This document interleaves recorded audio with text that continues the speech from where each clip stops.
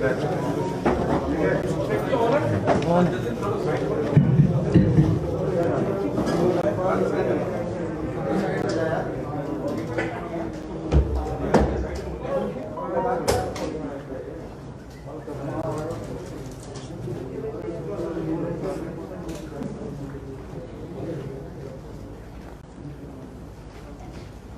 कर लें क्या?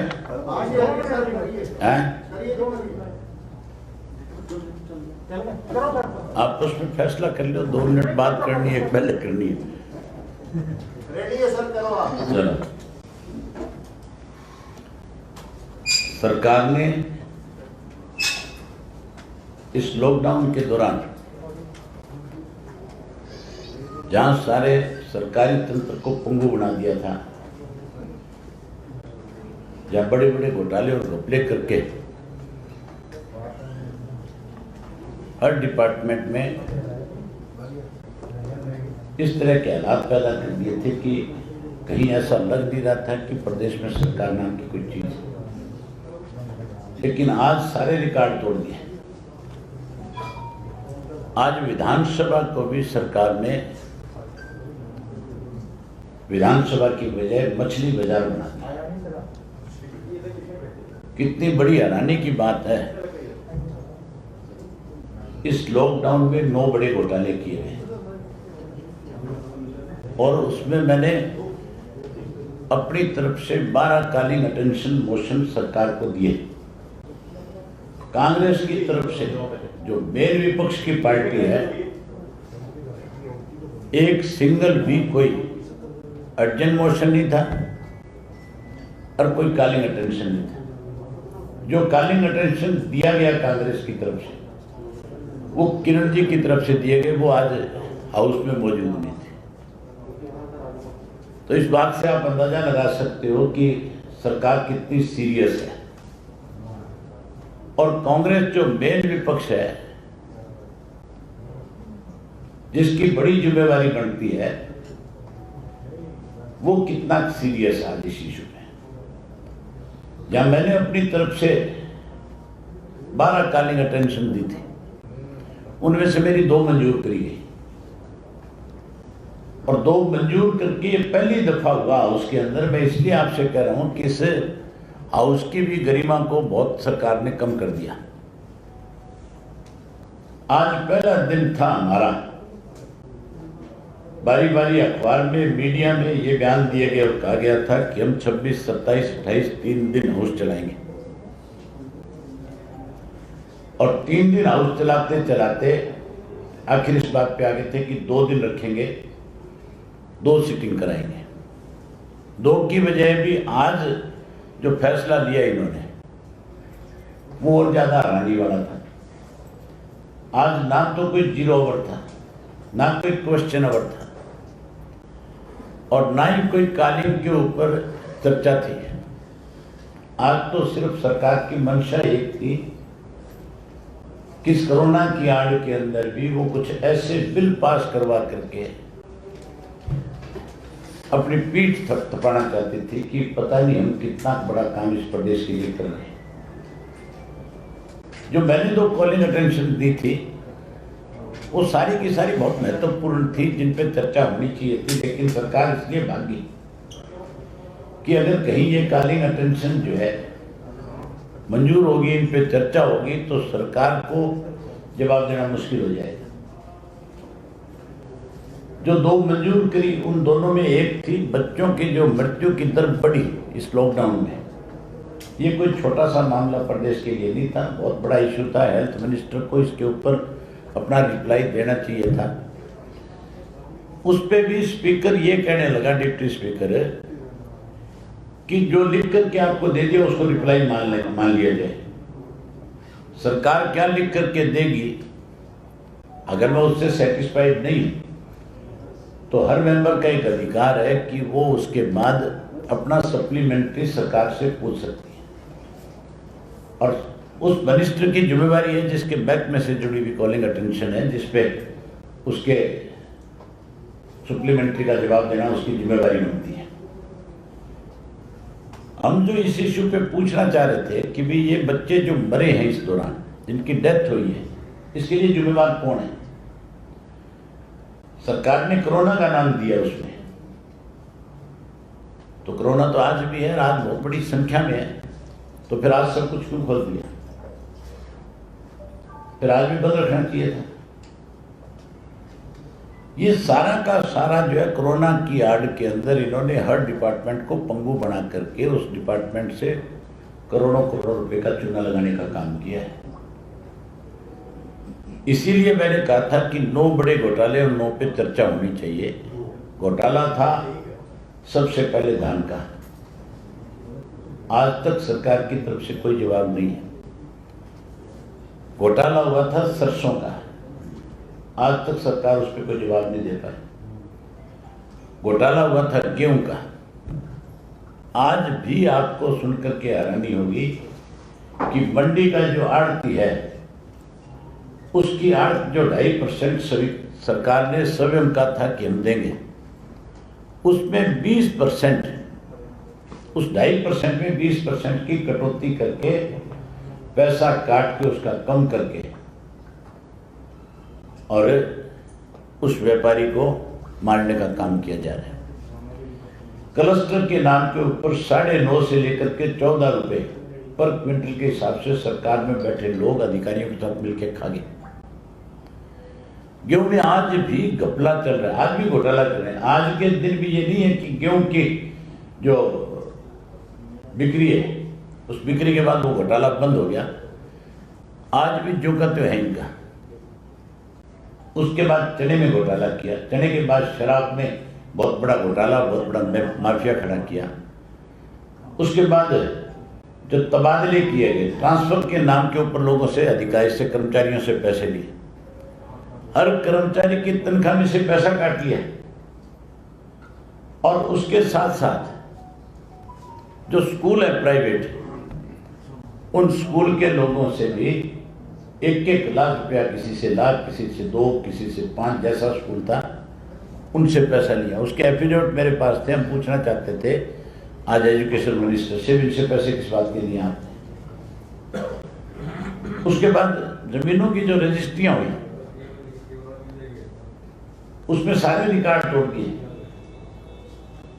इस 3-4 महीने के दौरान हजारों करोड़ रुपए जो है, जिसमें मुख्यमंत्री ने खुद ने ये माना, और आज जो मेरी उस पर रिप्लाई आई है, वो रिप्लाई अगर आप देखोगे तो आप खुद ये बात मान लोगे, खुद ये कहोगे कि एक तरफ मिनिस्ट्री ये बात स्वीकार करता है कि इसके अंदर गड़बड़ हुई है, और दूसरी तरफ कोई मंत्री उसको क्लीन चिट दे रहा है। मतलब अपने हाथ से तो घोटाला मानता है, इस हाथ से घोटाला, इससे क्लीन चिट। तो किस तरह के लोगों को आज इस तरह की जिम्मेवारियां दे रखी है, जो लूटने में भी लगे हुए हैं, लूट करके अपने आप को, एक हाथ से लूटते हैं, दूसरे हाथ से अपने आप को क्लीन चिट देते हैं। मैंने तो स्पीकर से भी आज कहा था, उसके अंदर मैंने कहा, स्पीकर साहब मुझे लगता है कि ये जो लोग डाके मारने वाले बैठे हैं, जो लुटेरे बैठे हैं, उनका कहीं आप भी इनसे सहमत होंगे, आप भी इनके साथ मिल गए। अदरवाइज आपका फर्ज बनता है, प्रदेश के अंदर हर व्यक्ति जानना चाहता है कि ये जो घोटाले हुए हैं इनकी जांच होनी चाहिए, सरकार की तरफ से कोई एजेंसी को मुकर्रर करना चाहिए। तो आज का जो हाउस था, आज का जो दिन था, मैं कहता हूँ ये हमारे हरियाणा प्रदेश का विधानसभा का जो दिन था, ये काले अध्याय में लिखा जाना चाहिए। जिस तरह का आज आपने देखा था कि सोशल डिस्टेंस बनाया, स्पीकर बारी बारी एक बात कह रहा था, डिप्टी स्पीकर, कि जी कोविड है, कोरोना है, जितने लोग, ये भी कहा था। किस तरह के, आप देखो, कमाल नहीं हो रहा था। स्पीकर और डिप्टी स्पीकर कह रहा था कि 800 लोग हैं यहाँ पे इस कैंपस में। हरियाणा करोड़ की 2.25 लाख पॉपुलेशन है, उसकी चिंता नहीं है, 800 लोगों की चिंता कर रहा था। और वो 800 लोग थे हाउस के अंदर जिन सबके सैंपल लिए गए थे, जिन सबके सैंपल नेगेटिव थे, जिनसे कोई चिंता नहीं थी, डर नहीं था भी इनसे कोई कोरोना आ सकती है। आप उन लोगों के लिए चिंता व्यक्त कर रहे थे जो आज बाजारों में भीड़ है, जो आज माल खुले हुए हैं, जिम खुले हैं, जो आज सारी चीज एक बड़ी भीड़ में तब्दील हो रही है, वहाँ की चिंता नहीं। ये चिंता इनको आज कोविड की नहीं थी, ये चिंता आज इनको इस बात की थी कि आज सरकार पूर्ण रूप से फंस करके खड़ी हो रही थी। इसलिए इन्होंने एक दिन में ये सेशन खत्म करके कहीं अपने आप को बचाने की कोशिश करी। मेरी आप लोगों से प्रार्थना है, जहाँ ये सरकार में बैठे हुए लुटेरे लोग इस सरकार में अपनी बदनामी से बचने के लिए हाउस की गरिमा को खत्म कर रहे हैं, कहीं ऐसा ना हो कल इस प्रजातांत्रिक प्रणाली के अंदर आपको जो चौथा स्तंभ माना जाता है आपको कमजोर ना कर ले। इसलिए आप इन सब बातों को उजागर करो, सब चीजों से लोगों से अवगत कराओ ताकि इनकी लुटेरे को पोल खुले। आज का दिन मैंने अपने इतिहास में 20 साल हो गए मुझे असेंबली का मेंबर बने हुए, मैंने 20 साल में इस तरह की असेंबली का कोई दिन नहीं देखा। हमने असेंबली के अंदर आपस में बहुत तूतराक होते हुए लोगों को देखा है, कई दफा सबर इससे भी ज्यादा आगे चला जाता है, लेकिन स्पीकर की भूमिका जो है हमेशा ठीक रहती है।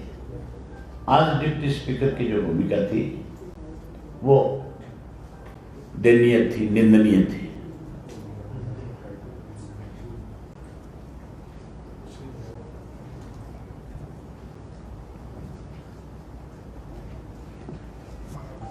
कोई आपकी तरफ से जो आप इनके जो बिल आज पास हुए हैं जितने का एक बिल की बताता हूँ आपको सच्ची।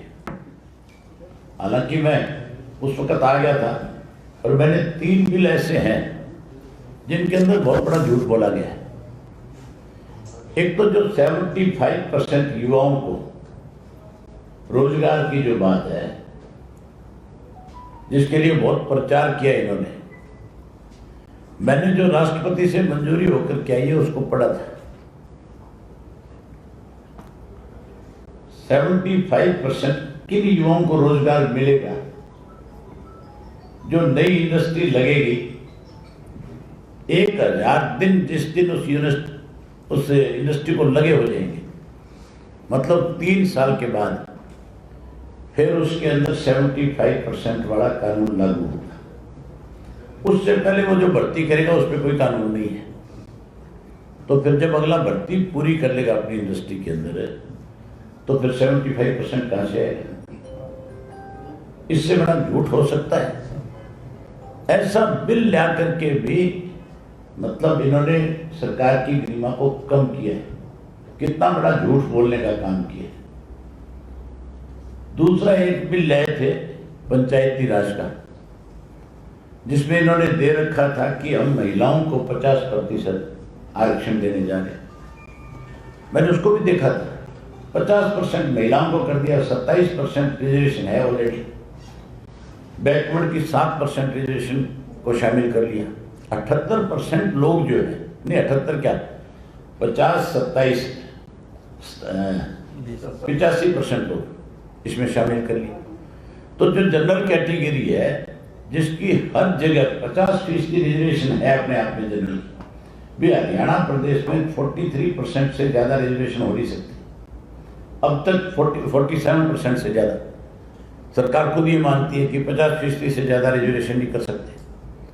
तो फिर इस बिल का क्या मतलब था? उसके अंदर भी जो महिलाओं वाली जो एक 50% रिजर्वेशन की बात करते हैं, उसमें शेड्यूल कास्ट भी है, उसके अंदर बैकवर्ड भी है, वो दोनों भी उसमें शामिल है।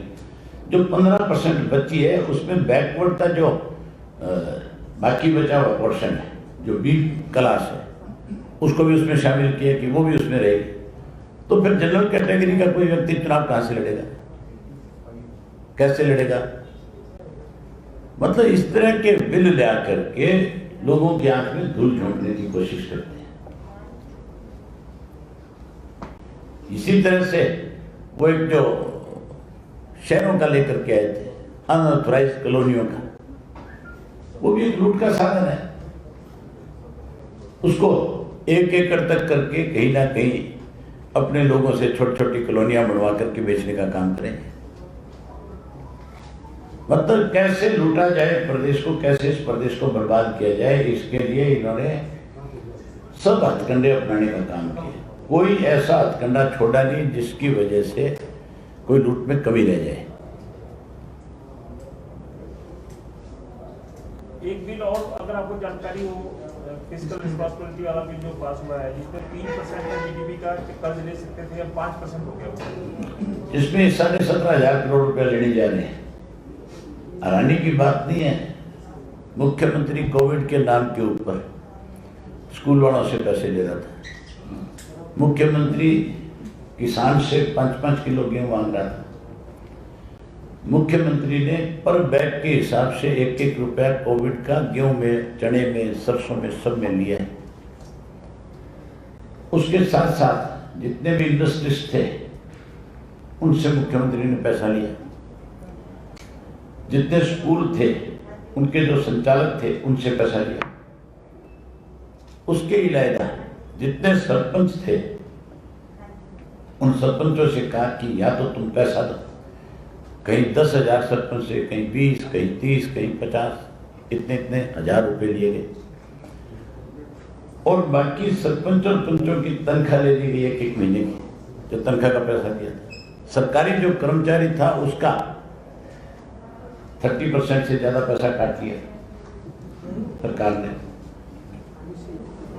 कोई ऐसी जगह नहीं छोड़ी जहां से पैसा नहीं लिया। आखिर 5-5 रुपए स्कूल में पढ़ने वाले बच्चों से भी मांग लिए।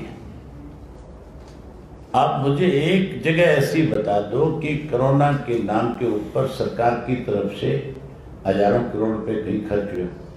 इनके पास तो पीपी किट भी नहीं थी, इनके पास मास्क नहीं थी, इनके पास हाथों में पहनने के ग्लव नहीं थे, इनके पास सैनिटाइजर नहीं था, इनके पास राशन नहीं था गरीब आदमी को देने के लिए।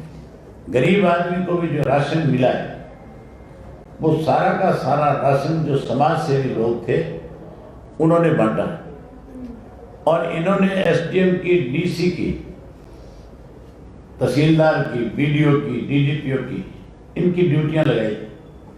जो सामाजिक संगठन बांटने वाले थे उन सामाजिक संगठनों से लिस्टें दी कि आपने कितना राशन बांटा, आपने किन किन लोगों को राशन दिया, और फिर उनके बिल बना करके और सरकार में बैठे लोग मिल करके खा गए। राशन तो टोटल का टोटल जो है, आप किसी शहर में जाओ, किसी गांव में जाओ, कहीं जाकर के ये बात पूछ लो, सब जगह आपको ये कहेंगे कि भाई हमें तो सामाजिक संगठन जो थे उन्होंने दिया। सारा का सारा जो है,